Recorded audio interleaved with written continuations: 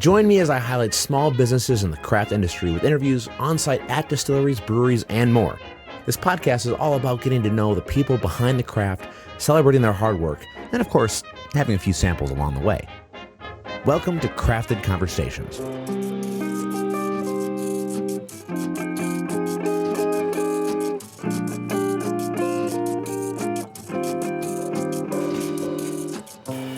In this episode, I traveled to Frederick, Maryland to visit Puerto Rico Distillery and speak with owner and operator Angel Rivera. Original from Puerto Rico, Angel prides himself on sharing a slice of his culture with the American spirits market and often hosts events in the area to share a bit of his delicious Pitorro or Puerto Rican Moonshine. This is my first rum-exclusive distillery, and as primarily a whiskey drinker, I'm grateful to expand my palate and learn more about this beautiful tradition. I can't thank Angel enough for having me, and I look forward to seeing them again soon. If you enjoy this episode and others we've done, I'd really appreciate it if you'd follow us on social media and be sure to follow us on your preferred podcast platform. While you're at it, I would greatly appreciate if you gave a rating and review on whatever platform you're listening on. We're only a few episodes away from pivoting to a full video format, so stay tuned for more. All right, let's celebrate the awesome rum traditions of Puerto Rico. Cheers.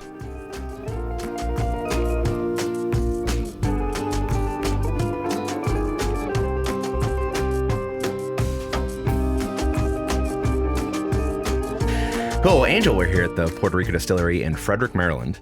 Tell me about yourself and how you got into this, and tell me about Puerto Rico, the distillery, and the country, I guess. We can definitely talk about a lot of different subjects as far as the distillery and me goes. So I am originally from Puerto Rico. I did a military career. I left Puerto Rico in '89. I retired in Fort Meade, Maryland in 2006.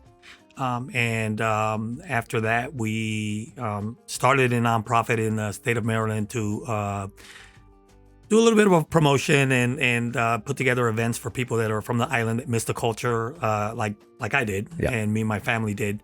Out of one event that we did in particular, where I actually was able to get my hands on some Puerto Rican Moonshine. That's what we specialize in. So you asked me a couple questions. I'm rolling all the answers into this first answer. I love it. We specialize in Puerto Rican moonshine. For us, moonshine is rum, right? We have a history of sugarcane plantations. The difference between moonshining in the States and moonshining in Puerto Rico are just the ingredients. The tradition and the culture is very much similar to that. So it's not rum in the traditional sense like a lot of people know of it. So I can definitely get into that. Yeah. How did you get into this yourself? Was this something that you just wanted to keep up the tradition, or did you have this dream of, I want to start a distillery in Maryland and do this thing, or you just love rum and drinking like I do? I do love rum and drinking. So I actually grew up with the tradition. So I think I grew up with the tradition of Pitorro, which is our nickname for moonshine in Puerto Rico. Puerto Rico has a culture when it comes to alcohol that is much more aligned to Europe than it is the States. So, and what I mean by that is that in Puerto Rico, you actually, when you're in your teens, your family, your uncle, your dad, they will, in a family gathering, they will give you a little bit to try, and then they'll monitor, and then they'll tell you about it. By the time you're 18, it's common for you to be drinking with your family in gatherings. There is a legal drinking age in Puerto Rico, but few people know what it really is, because it's just baked into the culture. Right. So I actually grew up. I don't have necessarily a memory of, like, for example, in the States, you have people. Yeah, when I turned 21. I went out and did this, or, I was in college and I finally was able to get a fake ID and do that. Those stories do not exist in Puerto Rico. It's basically part of your upbringing. So my dad was the person that introduced me to it. Here in the distillery, there's a huge picture of him holding a bottle of moonshine. Our best-selling rum is his recipe. Oh, wow. So in reality, I grew up with it. The distillery actually came much later. I've never really intended to have a distillery. My youngest daughter, Crystal, the business is really hers and mine. We have the nonprofit that we promote traditions and cultures from Puerto Rico, and moonshining is just another tradition down there. And one event that we hosted for the community, I was able to get my hands on Pitorro. We had it at the event. And because it is a tradition that is only practiced in Puerto Rico and only underground in Puerto Rico, people went crazy. People that knew of the tradition, Sure. right, went crazy over it. And a little light bulb came on that basically says, hey, nobody else is doing this in the States. Yeah. And my youngest daughter was looking for an opportunity to own her own business. I didn't think of a better person to go into start a business with. So we started working the distillery. And when did you start? So the event where that happened was in 2017. Okay. It was a fundraiser that we had after Hurricane Maria on the island. And very quickly after that, the idea came up. My youngest daughter, Crystal, like I said, she quit her job with the National Restaurant Association and started working it full time. She was the one that was meeting with lawyers to get to work on licenses. She was the one that was meeting with people to find a place for us to actually have it, doing research on the equipment, all that stuff. I kept my day job, which I still am holding my day job right now until we can expand and it can definitely support us. Right now, it's enough for her and for the employees that we have. So. Very, very cool. So I guess as someone who is mostly a whiskey connoisseur, who is just starting to branch out into different distillates like rum, my dumb brain thinks of Jamaica when I think of rum, which I think most Americans would probably admit to.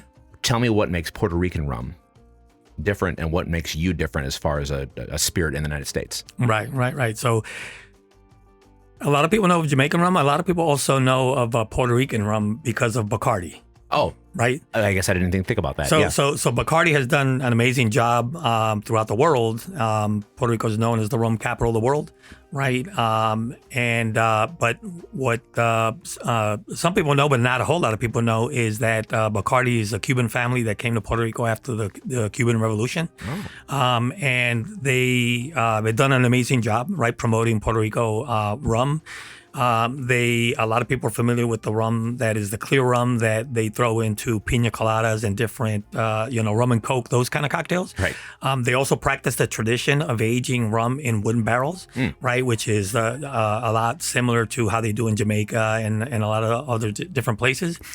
What makes what we do different from all of that, and sometimes I actually have to get past that barrier, right? Sometimes I'm at farmers markets and people come up to us and say, oh, you sell rum. I don't drink rum.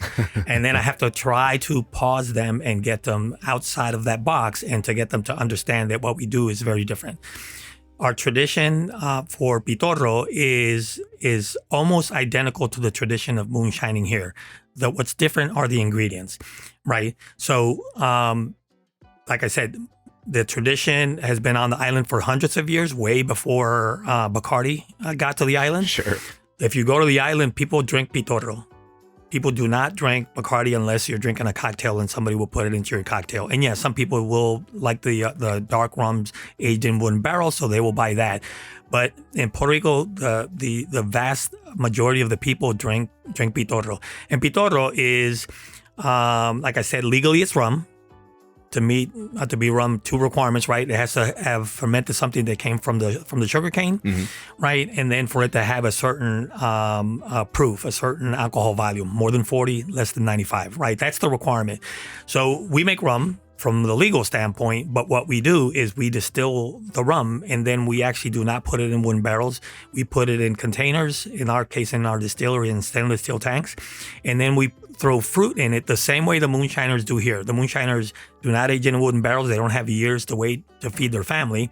Right. They will put it in a jug and they will throw in apples, cinnamon, spices, peaches, plums, those kinds of fruits. Right. We do the same thing down in Puerto Rico, right? We take our rum and then we put tropical fruits. We put coconut, pineapple, passion fruit, coffee, those kinds of fruits. That's what we do. So the difference between rum, as most people think of it, and what we do is it's rum flavored with natural fruits. Right. So I tell people, don't think of rum the people that say they don't like rum because they might not like the oakiness, they might not like those flavor profiles. I tell people, if you like coffee, you're going to love our coffee rum, right? If you like coconut, if you like pineapple, passion fruit, you're going to love our rum with those flavors because the rum is actually a good quality. And then what we're doing is we're adding that layer of flavor that you're familiar with and that you like. Gotcha. Well, and I think there's a bit of a perception there too that, you hear flavored rum and you think of the big sugary brand that's just high fructose corn syrup and rum in a bottle. And I've had only one of yours before. A buddy brought it down for an event we were doing down in North Carolina. I looked at the bottle and I was like, oh, that's in Maryland. I live near that place. I want to come talk to you. And it was delicious. It didn't taste like a flavored, like a over sugared rum. It tasted like a very natural flavored, good spirit.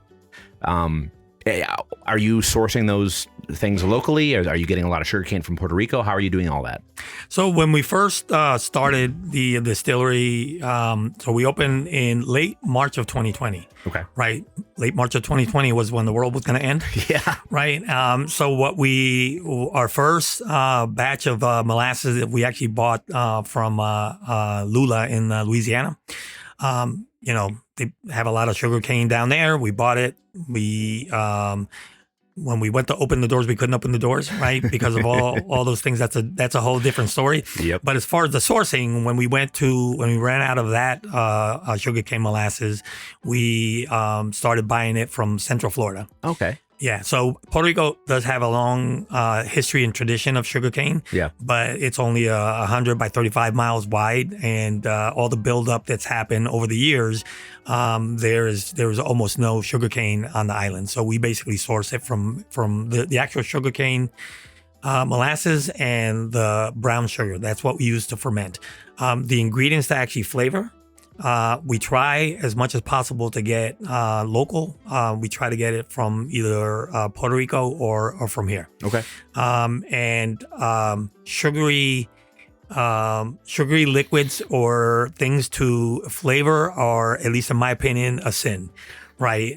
There are people, this tradition is pretty much practiced. The actual tradition of flavoring Pitorro, flavoring the moonshine rum, is ubiquitous on the island. So if my distillery were in Puerto Rico, I'd probably be selling just the clear rum because everybody knows how to flavor. Every family has their own person that has their family recipe or personal recipe that makes it.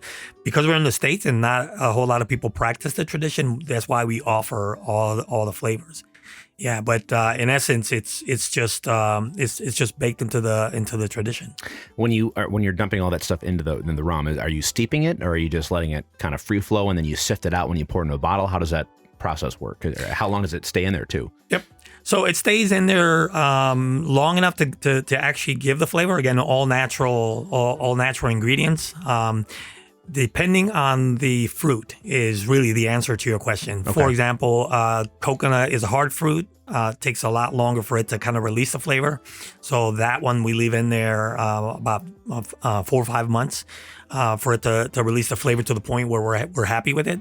Coffee, it's almost like making a cold brew, right? We bring the coffee from Puerto Rico. That's one of the ingredients that we actually do bring from Puerto Rico. We put it in the rum.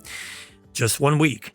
Then we filter it out, and then we put honey and brown sugar. That's the other ingredient that goes into that particular flavor for just 3 weeks. And so that one is done in 4 weeks. Wow, that's really cool. And are you doing any barrel aging with any of this stuff, or? So when we walk out, I'll show you. There's 1 barrel. Okay. We're making 1 barrel. Like I said, so Pitorro is not in the tradition of it. But one thing that we do here at the distillery, and it's mostly because we are coming from that background of the nonprofit that celebrates and promotes our traditions, is that we're trying to feature and highlight as much of our traditions as we can. Yeah. And one way that we do that is we got 1 barrel. Next to us is Idiom Brewery. They had some barrels that they're putting beer into that were bourbon barrels. Sure. And we got one that they gave us, and we put Pitorro in there, and we're aging it in there. I consider it a blending of the two traditions, Sure. right? We're starting with our particular clear rum, which is different, right? If you actually put a lineup of white rums, ours and others, I can pick it out no problem. Really? Because most people that distill rum and then age it in wooden barrels, they just take the heart, right? Very neutral. They want that neutral ethanol taste and nose. So then they can decide if they put it in a cherry oak, if they put it in American oak, if they chart a lot, a little, and they can decide how they're going to flavor the rum in the tradition, right, of aging in wooden barrels. We don't have that consideration, right? And also the moonshiners, what they wanted to do was try to get the most out of their rum. So we, the head and the foreshot, we get rid of that. We use the clean, right? But we take the heart and then we actually dip into the tail. Oh. Right? A little bit, just enough to give it a sweet nose and a little bit of the character and flavor of the molasses. Okay. So before I actually started this distillery, all the moonshiners, they've been doing it. It's been passed down. Everybody does it the same way, and it's great. Some commercial distilleries in Puerto Rico try to offer the clear Pitorro branded flavor of rum, and I would always fall for it. I would go buy a bottle, and then when I opened it, it didn't have that sweet nose, or it didn't have that flavor that I was looking for. Very telling. Yeah, and so it didn't hit the mark. Right. Part of the story for our distillery is that we actually are partnering with a distillery in Puerto Rico that is doing it right. Okay. When we because here at our distillery, as you saw, we only have 2,000 square feet and 2 pilot stills that we bought in order to do it exactly how the moonshiners do it on their end. So we sell a lot more than what we can produce here locally. Sure. So when we actually we're going to open the distillery, and we had that event in 2017 where we actually I was able to offer to the community at that event Pitorro. It was because I actually got up in New York, coincidentally, I actually came across a clear Pitorro rum that, again, I thought I was going to be disappointed, but when I actually bought it and I tried it, it was exactly like the moonshiners do it. Aromatically, the nose, the taste, everything. Sure. And so on the spot, I bought 20 cases that they had. I brought it down, and that's what ended up at that event, that fundraiser that we had in 2017. As I mentioned at the beginning, when the idea out of that event came to open the distillery with my youngest daughter, we had, I've been drinking Pitorro all my life. I've been flavoring it all my life, but as far as making it, we had a lot of questions. We reached out to the distillery that was making it in the town of Jayuya in Puerto Rico, up in the mountains. And they were more than happy to talk to us. They become our mentors. We actually bring rum from them and here, and it's part of our offering. About 20% of the rum that we sell is distilled here. About 80% is we bring from Puerto Rico. All the flavoring, all the aging, labeling, bottling, all that stuff is done here. Part of our plan is, as I said, we have 2,000 square feet here, but we are in the process of moving to a building that we're going to own. Actually, we own it already. We bought it about 3 months ago, and now we're it's in the hands of architects. And we're going through the zoning and the permitting and all that stuff. It's going to be in the town of Brunswick, so we're moving just 20 minutes down the road. Sure. Still staying in the county of Frederick. And over there, we're going to have 6 times the space that we have over here. So we're going to be able to distill a lot more. We're going to buy bigger stills, and we're going to be able to do a lot more. And that ratio will probably flip. That's exciting. Yeah. That's really exciting. Well, I can tell you're passionate, too, about sharing the culture of Pitorro and doing the thing. How much has that meant to you, being a Puerto Rican coming here to the States and sharing that culture with other people? It really is the base and the foundation of everything we do, right? So we made the conscious decision to name the business side. The rum is called Clandestino, which is, we just picked a name that paid tribute to the clandestine tradition of it. That was in Spanish, but it was so close to a clandestine, right? The word in English that people could understand what it was all about. That's the rum brand. The business is Puerto Rico Distillery, right? The nonprofit, which this thing, the distillery came out of, is really focused on highlighting all the traditions, as many as we can. Right. So we wanted to do the same thing with the distillery. When you walk into the distillery, you'll see paintings from artists, different sceneries. We bring artisans that feature their art. We bring musicians from Puerto Rico, from New York. New York is one of the other meccas of Puerto Rican music because of all the migration that's happened to that area. And so one of our philosophy here is that when people come to visit us, we don't want them to just leave saying, oh, that Puerto Rican, that Pitorro, that's good, right? We want them to have a broader appreciation for Puerto Rico and people from Puerto Rico, right? Because it's just like any other culture, right? It is broader than what most people think when they think of Italian. It's not just Italian cooking, right? It's the language. It's Tuscany. It's a lot. It's the family. How focused they are on family. All those things. Right. It's amazing, and that's part of what we want to try to feature here. Not just the good rum, but a more broader appreciation for our culture and our people.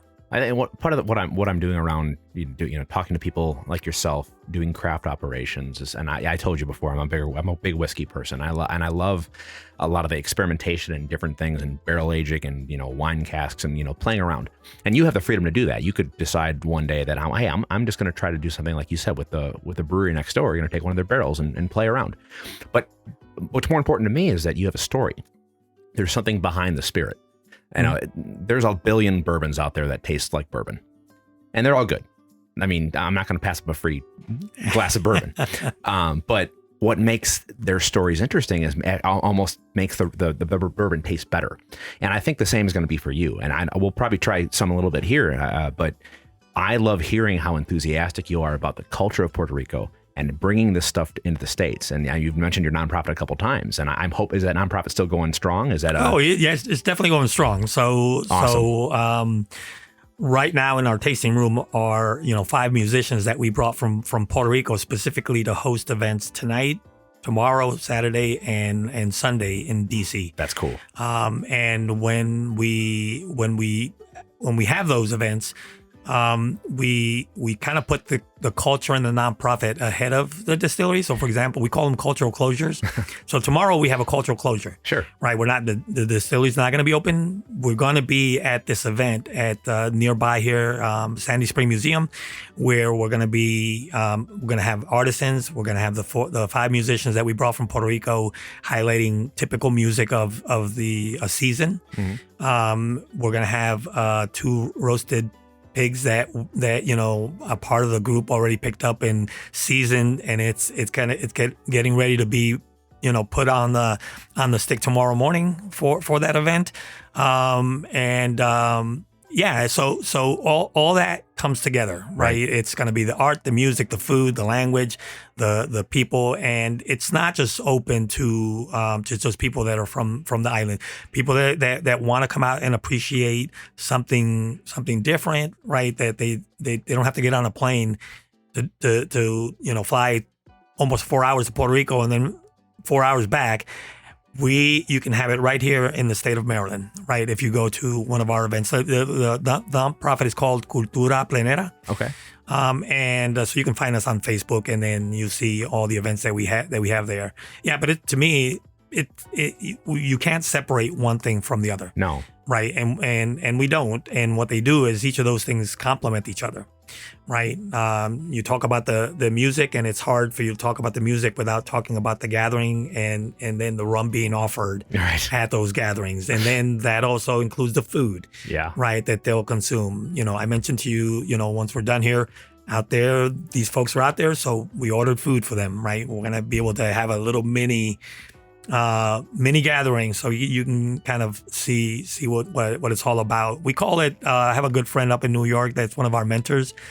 He refers to a lot of what we do almost as cooking. Sure. Right. In the pot, to add to that gumbo, that flavor, is all these different ingredients, and it includes all the different aspects.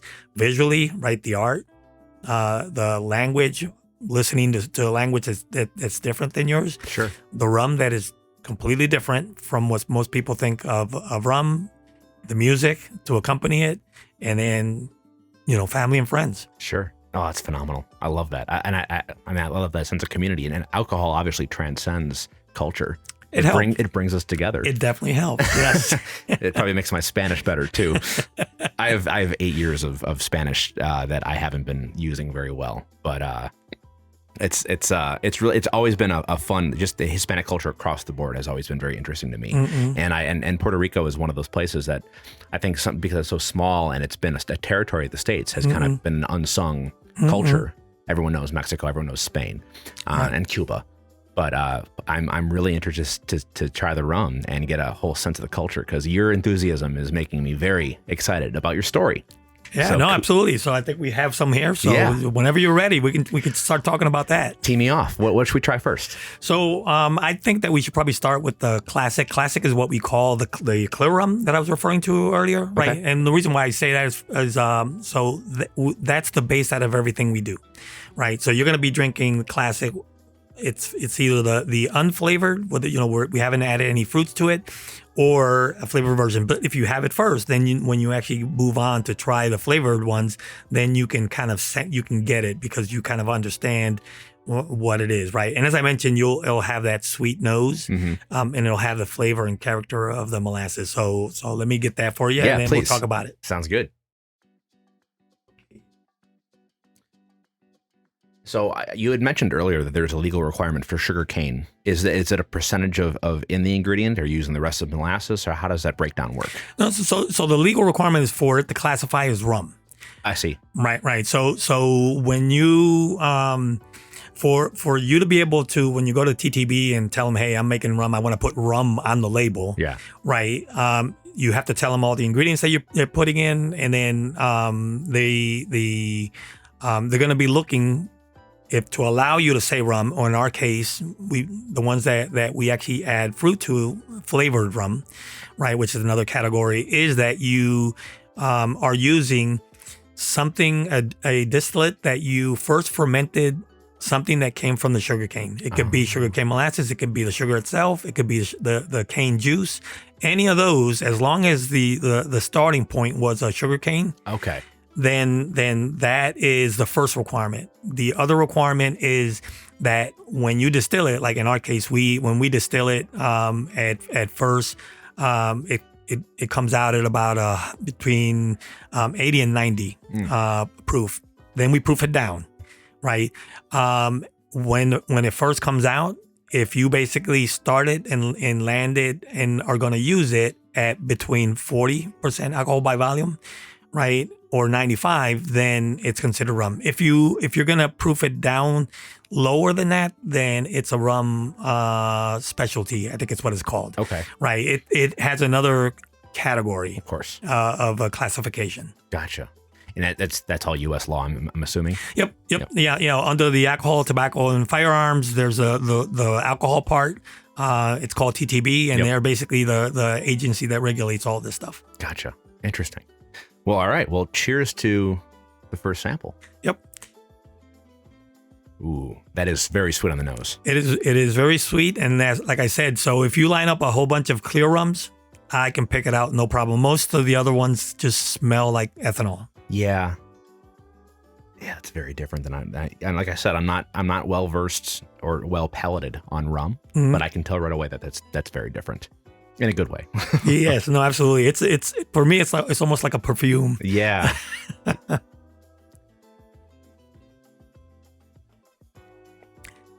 Now, so that one is 100 proof. Okay. As I said, legally it has to be at least 40, but we We try on specific things to make the point of making references and nods to the tradition.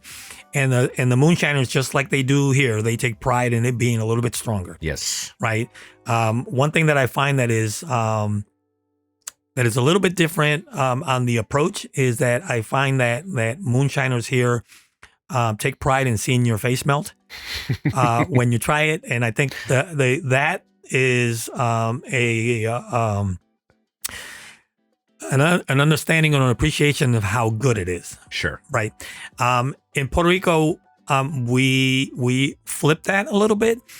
We add flavor to it, and we put a lot of emphasis on the flavor being so strong that you get, it turns into a sipping rum that you don't want to be taking a shot. Right. What you want to do is you want to take a sip and enjoy the flavor, and then you also get to appreciate the rum. But we put a lot of emphasis on flavor. I describe it as it's not gonna hurt you in your mouth. It's not gonna hurt down the throat. You're gonna feel a warm hug in your chest, and that is the fact that it is 100 proof. But we want it to be really appreciated in the palate. That's very good. Now, a lot of people don't drink it like this. I do it. It's almost like I calibrate myself, right, with it. Most people on the island like the flavored versions. Right. Right. And again, we make it in a way that it is still 100 proof. Mm-hmm. But the flavoring process does a lot to tame what is, considered what would be, most people would think of 100 proof. Some of them, like for example, the coffee, it's bold. It's like a double espresso. It goes down very smooth. You could get yourself in trouble if you treat it like coffee. Right. Well, yeah. Well, so I'm curious too, and you kind of mentioned a little bit, but is there any part of the tradition that it involves cocktails, or is it just sipping rum with flavors? So no, the tradition doesn't. Okay. Right. In Puerto Rico, if you drink a cocktail, they will throw in Bacardi. Right. It's okay. It's and it makes sense from a certain standpoint, right? Because what you want in the cocktail is they're throwing in juices, they're throwing in bitters, they're throwing all these other things. Yeah. Right. And what they want is typically to make it to the point where you get a buzz because you're paying for alcohol and you want to have a good time, right? So for Pitorro, we just don't, right? It's made to be a sipping rum. And what you want to have is a rum that you savor, right? Instead of getting a beer, you get volume-wise a shot. I call it a shot, but right, we don't treat it as a shot. Right. Volume-wise, and then you're basically nursing that and having a conversation and talking to somebody, and that'll last you the same time that somebody else will be drinking a beer. Gotcha. First of all, because it's strong, so you're going to get to the same place, and also because it's almost like smoking a tobacco. Sure. Right. You don't want to just puff on it and get rid of it. Part of it, the experience is you puff a little bit and then you enjoy that. When that goes away, then you kind of puff again. Right. It's the same thing with Pitorro. Now, one thing that happened to us was in our being rooted in the traditions in Puerto Rico. When we opened the distillery, we started doing tastings whenever we got past the first year of COVID. And a lot of people, almost everybody was like, oh yeah, this is good. But then the next question was, what can I put it in? Right. And we have been very open to what we know and what we don't know. Right. And so what we basically started telling our customers is, I'm sorry, I don't have an answer for you because that's not something that we have done. Right. But we're open to it. We understand that we are making this in the States. There's very much a cocktail culture. And I will never judge anybody for how they consume their alcohol. Sure. Right. Even though this is a tradition of having it just neat. If you want to put in a cocktail, have at it. So one thing that we did was we told them, okay, so if you find something, because we know we're going to continue to get these questions, please let us know. Yeah. And what happened was that over the almost 4 years that we've been open, our customers have sent us a bunch of cocktails. They sent us a picture. They They give it a name. They sent us the proportions. And on our website, if you go to Puerto Rico Distillery.com, there's a tab that's called the little virtual book of clandestino cocktails. And on there, all the cocktails that our customers have sent us and say, hey, the traditional, it's good in a dark and stormy. Oh. Right. And all those, and some of them are they made up themselves, but some of them they've actually taken our rum and they've actually put it into different cocktails and told us, yeah, this works. Right. And we've loaded all those onto that page. So then now when people come up and do a tasting and say, hey, this is good, but what can I use it in? We already have a QR code and say, you can use it in all these cocktails that are there for you. That's neat. And it's neat too that you don't shy away from, transcending the culture a little bit and like take what we have done in Puerto Rico and make that into something here in the States. That's pretty neat. Absolutely. I mean, yeah, so we're definitely embracing and understanding that we are bringing something that we are contributing to what's here. Sure. Right. One thing, I'm not sure if you, the bottle that your friend had it on it, because it's something that we put on, is a rubber band. Yes. Yep. Right. So the rubber band is how we actually pay tribute to the moonshiners here in the States. Okay. Right. And the story behind that is that, as I mentioned at the beginning, the culture of moonshine in Puerto Rico, of alcohol, period, but moonshine specifically, is that it is ubiquitous, it is accepted. It is illegal because TTB regulates alcohol down there too. Of course. But because it's been practiced over hundreds of years and it's been handed down through generations, your next door neighbor, it could be a moonshiner, and you know of them, and the police knows of them, and the judges and everybody knows of them, and as long as they're not getting too big for the britches and being too open and obvious about it, they can do it in their home, and you can go to their home and you can buy it. Right now, opposed to here, right? So in here, in the States, the moonshiners don't want you to know that they do it. Right. They don't want you to know where their still is. None of that.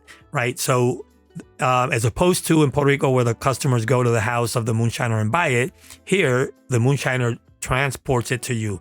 Right. That's how NASCAR started, right? Souping up the cars to outrun the police. Yep. To get the moonshine to their customers. And what they would do is they would actually, because they had the bottles in the trunk or in the back seat, they would cushion their bottles with different materials. So the rubber band is us representing us cushioning the bottle, giving it to the customer. And we're doing that as a nod to the moonshiners here. It's not our tradition, but we are making our moonshine here. Right. Right. And here, the moonshine, you cushion it when you give it to your customers. Oh, that's so neat. Yeah, I was going to ask you about that because I thought the rubber band, and I had thought, like, oh, that's interesting. Well, there's got to be a story behind it. And sure enough. Yep. See? And it makes it taste better.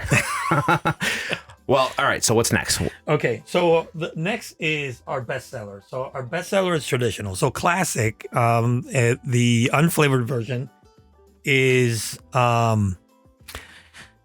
we call it classic because that's how it's been consumed on the island for hundreds of years, right? I think on the bottle we say the earliest reference to rum made with sugarcane molasses on the island is from like 1797. Wow. So it's been consumed without any flavored fruit that long. In the 1920s, in Puerto Rico, there was a federal program that was called, I think it was Bootstrap, something like that. It was a program to kind of help the island progress. There was a lot of poverty. Part of that included nutrition programs that they would actually bring food, packaged food, canned foods, those kinds of things. One of the things that they brought were canned raisins and prunes. Ooh. Right. So the moonshiners started grabbing some of that. I'm talking about my grandfather's generation, my dad's generation. Started grabbing some of those raisins and prunes and putting it into the moonshine and using it to flavor, to age it. My dad's recipe is raisins, prunes, and cranberries, and that's what we do here. We put raisin, prunes, and cranberries into the classic rum, and we let it age. it does something magical to it. It turns the rum into like a bourbon kind of flavor profile, but without the oakiness Sure. to it. So it is our best seller.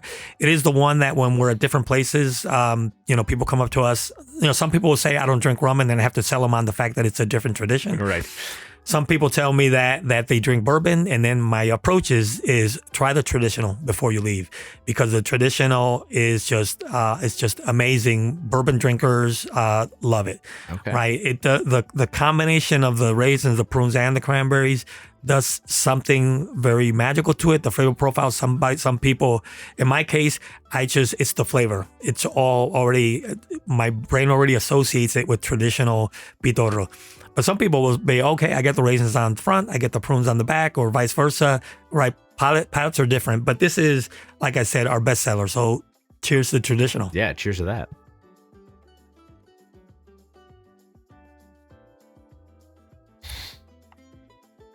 Oh, that's dangerous. Yeah. Wow. Traditional is the one that, even though we make a bunch of flavors, if you said, hey, Angel, you have to pick one. For the rest of their life, you're only going to have one. I wouldn't even hesitate. It's traditional. It's this. I can see why. That's it's like a really pleasant, sticky sweet. Yep. That is this 50% as well? Yep. Okay. Yeah, and it holds up, because I know a lot of times you put things in a spirit. Right. It doesn't have a backbone. It doesn't hold up very well. This is phenomenal. Yep. So for the flavor ones, we're starting the blending process above 50 in order to land there, and then we don't use anything that adds any liquid to proof it down. I see. More than what the actual dried fruits will do. And all the color that I'm seeing here is from. All the color for all of them. There is no, orange number 5 or this or that. Sure. So all the flavor that you see, the beautiful dark color that it has, it's because it was released by the raisins, the prunes, and the cranberries. The only ones that and again, it's all in the ingredients. We have 2 flavors. One of is almond, the other one is butter pecan, and those we make with extract. Okay. Right. It would just take too long for us to try to replicate those flavors in fruits, and it looks just like almond flavor, and it's because we use honey that we get from the University of Maryland to flavor, and also a little bit of brown sugar. Gotcha. So the honey and the brown sugar gives it that caramel look on both of those. So again, and the other ones, the kiwi that we have, it's actual dried kiwi, and the color came out of the kiwi. The passion fruit, the tamarind, all of them, the color comes out of the fruit. That was beautiful. I will definitely walk out of here with that bottle. Yeah, that's amazing. Okay, so let's do the kiwi. Okay. Oh yeah. Well, so this color is green, and you just said this comes from the kiwi. That's impressive. It comes from the kiwi. Yep, absolutely. So one thing that we encourage people to get into it. Right. So even though we sell flavored bottles here, I do workshops for people that want to learn how to infuse flavor into it. Actually, if you go to YouTube and look for the business Puerto Rico Distillery, at the very beginning of when we open, there's probably about 5 or 6 videos that are Crystal and me in our kitchen demonstrating how to infuse flavor with either fruits or concentrates or extracts or combining flavors. Sure. Or doing different things, because that is part of the tradition. So we want people to kind of get into it. I get people that come here and ask me, it says, no, you added something to that because that green is too neon, right? But if you actually get the classic, the unflavored one, and you go to the supermarket, the dried fruit section, and buy a packet of dried kiwi, and you put it into the rum, you'll land here. Wow. Yeah, I can see why that color is so distinct, but I'm impressed. Well, cheers. Cheers.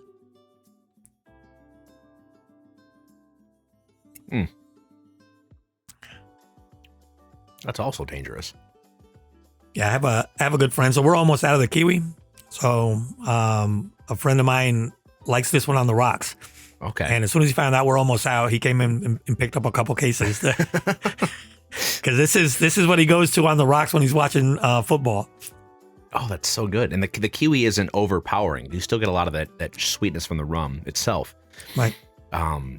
You're throwing my brain for a loop because, again, so you're the first person I've talked to really about rum. And I have this perception of what rum is as a gringo born and raised in Wisconsin. Yeah, this is way different than what I expected in a good way. So I say that Pitorro is the best kept secret of the rum capital of the world. Yeah. Right. It was named like that by Bacardi, but on the island, Pitorro is king. Yeah. I can tell why. I can tell why. Has any of the U.S. law, and since Puerto Rico has become a territory, has that been impacted the production of the original Pitorro, or is it still able to flourish as it was? It's flourishing as it was. Okay, that's good. Yeah, it's pretty ubiquitous. Yeah. On the island. And mostly because it could be the fact that Puerto Rico is an island, far enough from the States that still the culture and the traditions are alive and vibrant. Yeah, that's the only reason I ask is I could see the U.S. coming in with ATF regulations and saying, well, here's, the name and category and label and whatever. And it's like, you're ruining it. Yeah, no. So one thing that I find interesting is, I'm taking a tradition that's clandestine and not known. Yep. In the States, and I'm sort of bringing it into sort of the established and regulated space. One thing that I have come across is, you send we send our formulations for the different flavors. Hey, I'm going to use this fruit, and at the end I want to call it Kiwi Pitorro. Right. And then, there's a place there where you basically say, okay, if you're using any foreign words, any words that are not English, explain them. And I go, okay, so Pitorro is the word used to refer to moonshine in Puerto Rico. And that goes and 90% of the time, there's no problem. I've had a couple of instances in the time that we've been open that the label where I'm going to say this Pitorro gets rejected. And they say, well, yeah, you can't use Pitorro. First of all, I've gotten 12 labels already approved with Pitorro. Yeah. There are some other people commercially doing it on the island, and they're calling it Pitorro. And it's just right. Somebody that an inspector that came and got my application and was not familiar with it, didn't take the time to look back at the previous labels that I have all approved. Sure. Right. I think the word Pitorro shows up like 5 times in our labels. So it's definitely, you have to a little bit of that culture. Yeah. Translation that happens. Sure. One thing that I found is that Pitorro we knew it was good, right? Now producing it and making it in the States and getting, all the people that were not familiar with the tradition to go like, this is good. Yep. Right. More than half of our customers are not from the island. And that's because we get people that like you. Yeah. Right. A friend of yours said, try this. Yep. It's good. All right. So now I become a customer. It sells itself. You just have to get people to try it. Right. No, absolutely. My friend, he's Puerto Rican. I don't know if he knows, he's excited that I'm talking to you, so I'm not sure if he knows the history of Pitorro, but I'm going to ask him now. I'm going to quiz him. Yep. Yeah. Ask. Yeah. Now you might know more than him now. So. Yeah. All right. So this is coconut, and a lot of people do coconut. Right. One way that I describe it is that we are trying to not be Malibu. Right. They do very sweet. And we definitely want to be on the more subtle, mild side of the scale. Yeah. We make it with actual dried sweetened coconut. And then we put a little bit of honey that we get from the University of Maryland in order to sweeten it up to the point where it's not overbearing. Right. But you still get a lot of the coconut and you can still appreciate the rum. Okay. Well, cheers.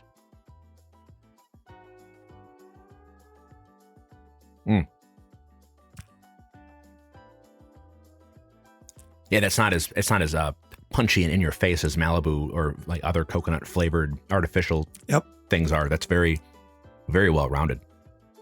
Oh man. So part of the tradition is a little bit more on the sweeter end. Mm-hmm. We were trying to be careful with this one not to come across as we're trying to do a different version of what's out there, right? Right. Yeah. Well, kudos to that. That's very good. But that that has enough sweetness and enough coconut taste that if you put that in pineapple juice, as I mentioned, the website, the tab on our website that has cocktails, there's about 3 of them that we've made ourselves. And one of them is that one. And I'm not ashamed to tell you that it's just two ingredients. It's our coconut rum and pineapple juice. I could see that. It's just that, and it tastes just like a pina colada, but you don't get the creaminess that is associated with the pina colada. Right. So it's a lot more fresh and tasty. Oh man, that sounds good. My wife would love that. Very cool. All right, we have a few more to power through. Okay, so I think, so this is pineapple. Okay. So we have a pineapple version, and we also have a pineapple ginger. Ooh. So this is pineapple. We try to do something very similar to with the coconut, not try to make it overbearing, but for you to get that pineapple taste, if that's what you're into.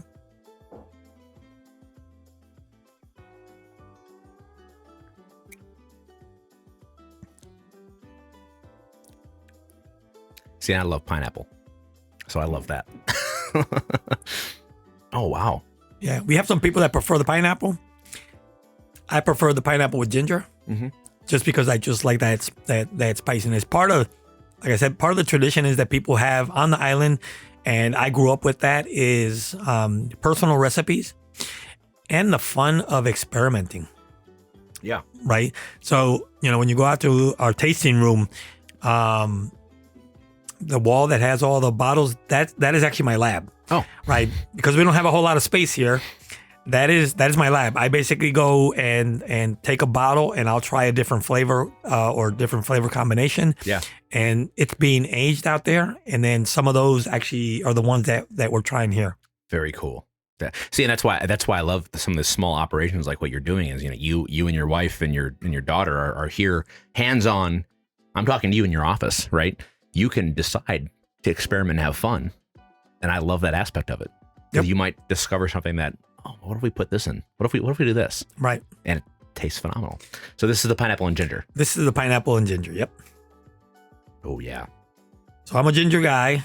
So I like the spiciness of the ginger. So and then there's, from a prior batch that we made, we had a coconut version that we added ginger that came out really nice. But because we have coconut and we have coconut chai, which we haven't tried yet, we decided to put the ginger into the pineapple one. Okay.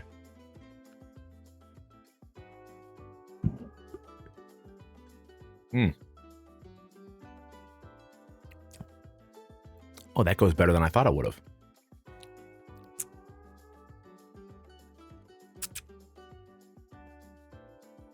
That's good.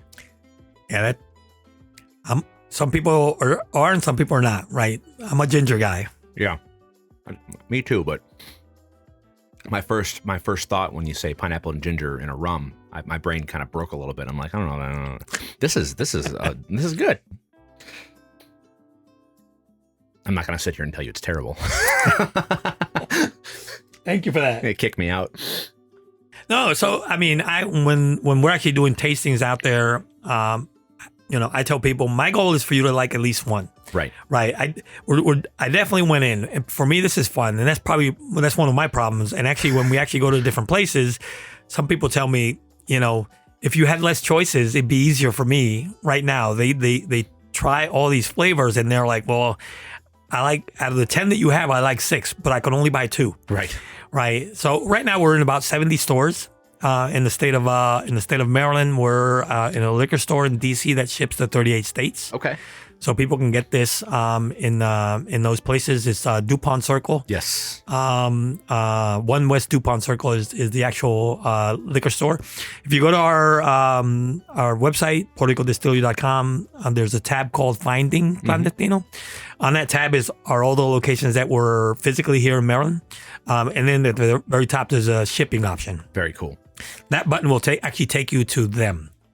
Yeah, because we don't ship.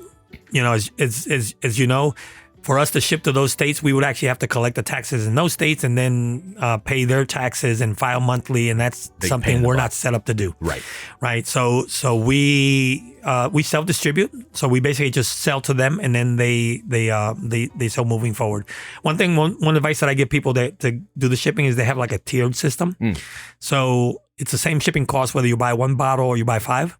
So it's better if you hook up with a couple friends and buy a couple bottles, and then you split the shipping. Sure. And then there's like a separate tier for more quantities, but just look out for that. Yeah. Don't be afraid of the shipping, especially if you're gonna indulge yourself a little bit more. Of course. All right. So I think this is the almond. So the almond. We knew some people like it on the sweeter end, so we made some that are on the sweeter end. The almond is one, and the pineapple, the butter pecan is the other one that we'll try after this. Okay. A lot of people compare this to like an amaretto. Wow. So it is rum, but again, it has that very almondy and a little bit on the sweeter end flavor profile. Okay. Oh, yeah. It has a nose of an amaretto almost. Ooh.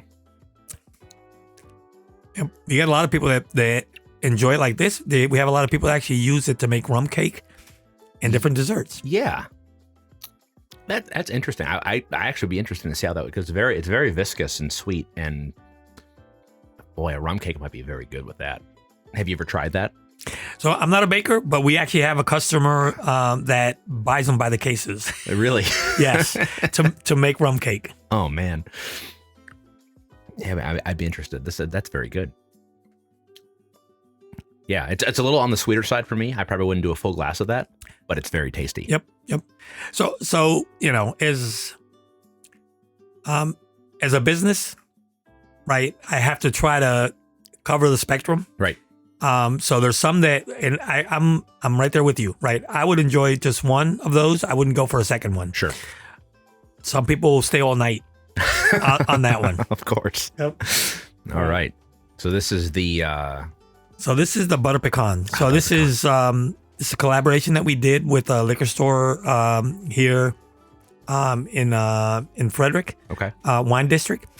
And so it's basically along the same lines as the almond, a little bit on the sweeter end.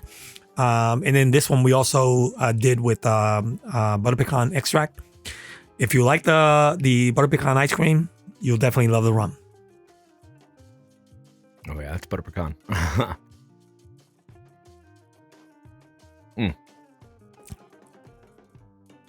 Yeah, I call this one candy for adults.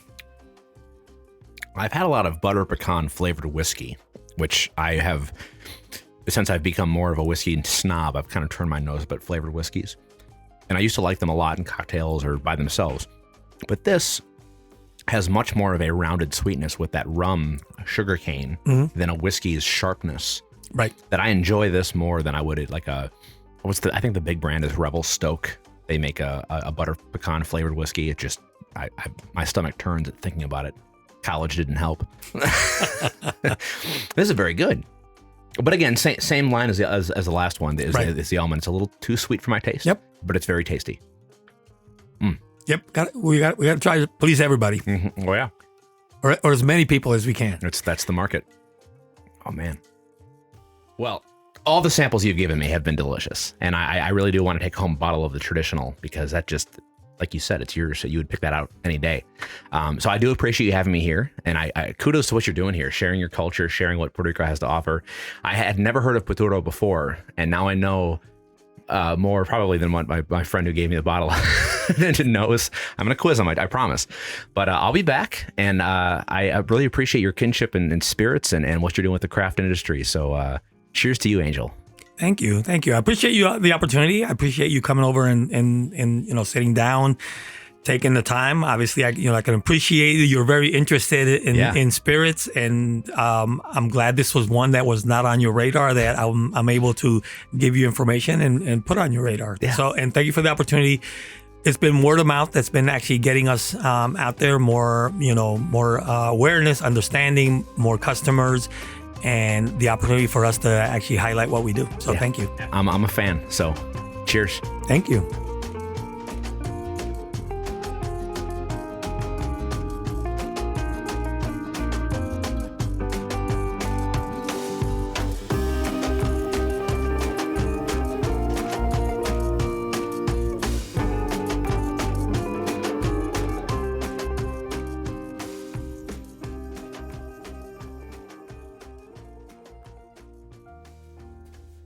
Thanks for listening. If you enjoyed this episode, I'd appreciate it if you left us a review on Apple Podcasts or Spotify. The more reviews, the easier we are to find. Also, if you aren't already, be sure to follow us on social media so you never miss any of our updates. Be sure to share this episode with your friends, and always be sure to drink responsibly. There are quite literally thousands of distilleries, so we're just getting started. Stay tuned for more conversations with master distillers, distillery owners, mixologists, and even bar owners, and more. Cheers.